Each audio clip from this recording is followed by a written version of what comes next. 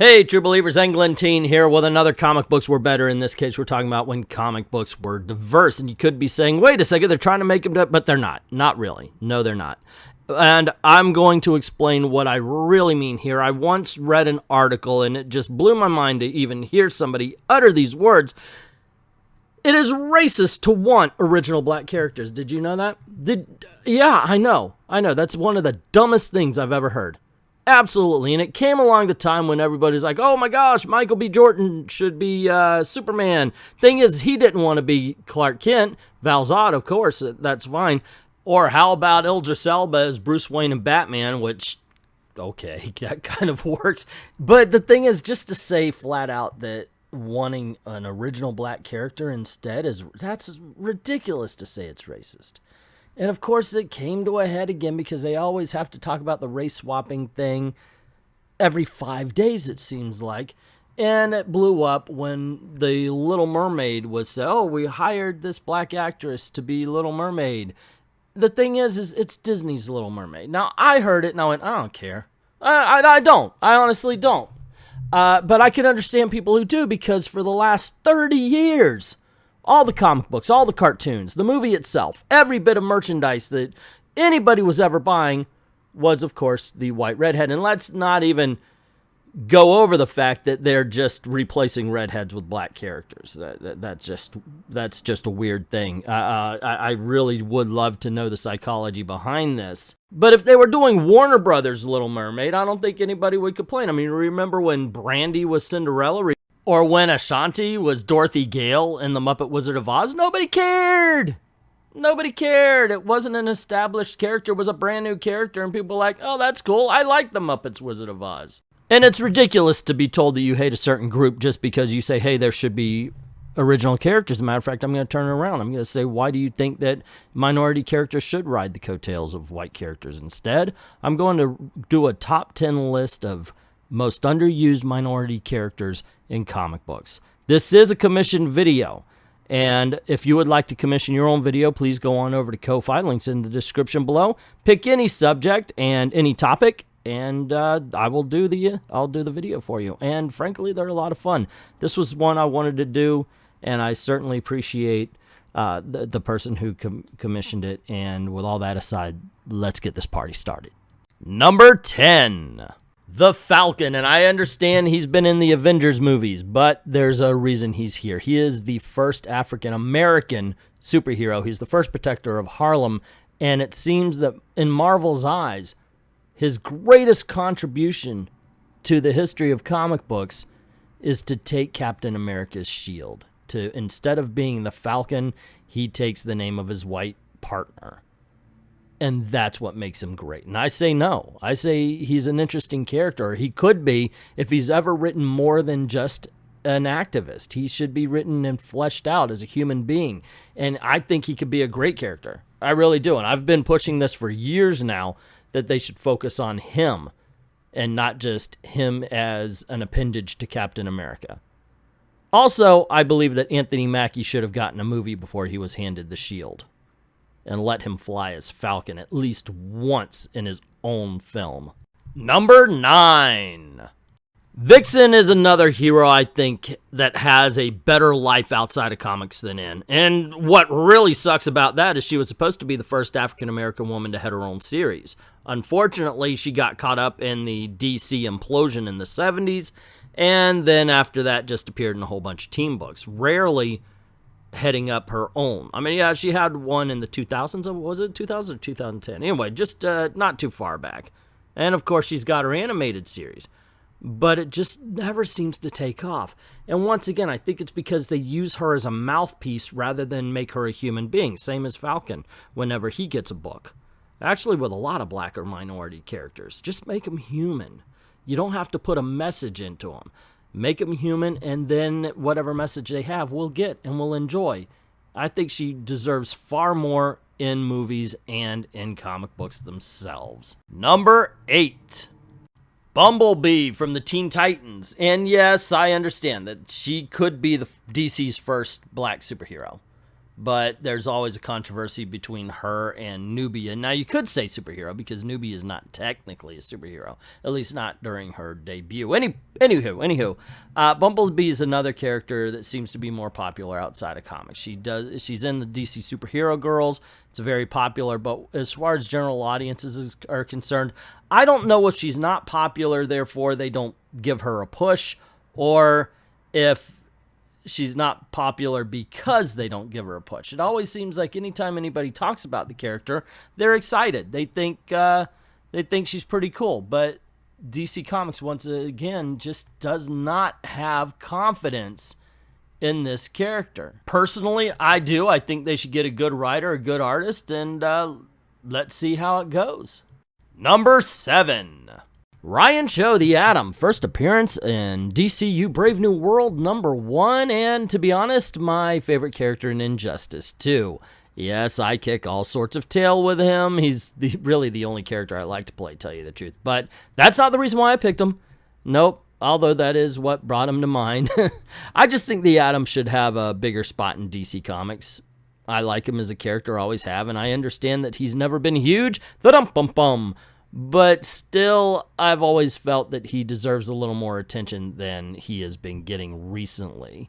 And I think that one of the things that makes him so interesting is, unlike Ant-Man over at Marvel, in the comics anyway, he really does explore what it's like and what it's about to be small. And I think that would be a very interesting adventure story, kind of like Power of the Atom or Sword of the Atom. If they just kind of updated that kind of thing, it could kick all sorts of butt. Number 6. Solstice from the Teen Titans, first appearance, Volume 3, number 88. This is the tail end of a Teen Titans volume that I actually stopped because of Felicia What's-Her-Name. I just didn't like her writing, and I backed out. But here's basically a Jubilee clone that I had no idea about, and I kind of think of myself as a Teen Titans fan, and I'm thinking, okay, well, two things need to happen here. Obviously, this half Indian, half English character should get a little bit more of a spotlight in the Teen Titans books, and I need to go back and read over what I missed so this kind of thing doesn't happen again, I guess. Anyway, from everything I've read, she seems like she would be an interesting character, and I'm going to say this, and I you know what, it should just go without saying anyway, if she has the right writer. You know, I mean, I could see this working. Like I said, she's a bit of a Jubilee clone, but at least bring her back to the Teen Titans or Young Justice. Number 5. Forge from the X-Men. Now, he was part of a really good story with Storm. It was a very romantic thing when she lost her powers. I enjoyed that. He was prominent for a little bit and then just disappeared until he's really just that guy in the background when they need to explain how they got something. Oh, wow, that's an interesting building. How was it made? Forge is here. You know, occasionally he gets a speaking part. But he should be like a mutant MacGyver, man. Come on, give him some adventures. Give him things where he has to end up building something or making something out of things around him in order to get out of situations. Like I said, they should be doing an adventure story along the lines of MacGyver. It was a popular TV show. It would be a popular comic book, like I said, always with the right writer, starring Forge. Number 4. Spider-Man 2099. I know that he's going to be showing up sometime in a Spider-Verse sequel. We all get that, but the truth is he should have been prominent all along. I mean, look over at DC. You got Batman Beyond, where people are like, holy crap, this is popular. We should do a comic book. Spider-Man 2099, however, they let go, and I don't think that should have ever been done. It was very popular, at least it was popular in the 90s, and yeah, why not continue it? This is a character that people like. Just keep doing it. For some reason, they let him fall by the wayside. Now, granted, Marvel's going to rehash the 2099 line, but in all honesty, that just seems like a cash grab more than a, hey, people were interested in this character, which they are and were with Spider-Man 2099. I mean, heck, I don't even care about the 2099 line, but I still enjoyed this title. Number 3. Lobo from Dell Comics. Number 1 was published in 1965. He is the first African-American character to star in his own series, and absolutely zero love. Well, I'm sure there's some fans out there. As a matter of fact, in just a little bit, you're going to see some pics from a fan comic. I mean, he's in the public domain, actually. So if you wanted to write a Lobo comic, you could. As a matter of fact, maybe that would be a smart thing. Let's go out and start doing some comics based on these public domain characters. But I think if you give this guy the Palmiotti treatment, he could go places. Grit him up a little bit more than the 1960s would allow. Kind of make him the Black Jonah Hex without the scar on his face. Heck yeah. There is a lot to do, I think, with the Lobo character. Ex-slave turned bounty hunter, or a born to two freed slaves who never actually knew the struggle and decided to go into this particular business so he could understand a little bit more what it was like to suffer. I don't know. Either way, I think Lobo should get some love in the comics and on the big screen. Number 2. Ace Harlem. Now, his only appearance was in All Negro Comics #1 in 1947, but it was part of the very first black-owned comic book. It was supposed to help African-American press, is what they're calling it now. And unfortunately, it never went anywhere. He's in the public domain, and there is such an interesting take that could be had on this. First, you can make him the Black Dick Tracy, and you can have him fight some strange and bizarre 1940s style villains, or you can make it more noirish, where he, of course, is dealing with a lot of different crimes and things that happen in Harlem, where he's trying to protect that town, all the while he's trying to make it so, I guess, the white cops don't come in and try to push their way around. He tries to stop that, to make sure that they're policing their own neighborhood and such like that. That's just a couple of takes I could come up with it. But point being, this is a character that some people don't even know exists. And I think there could be good stuff done with him.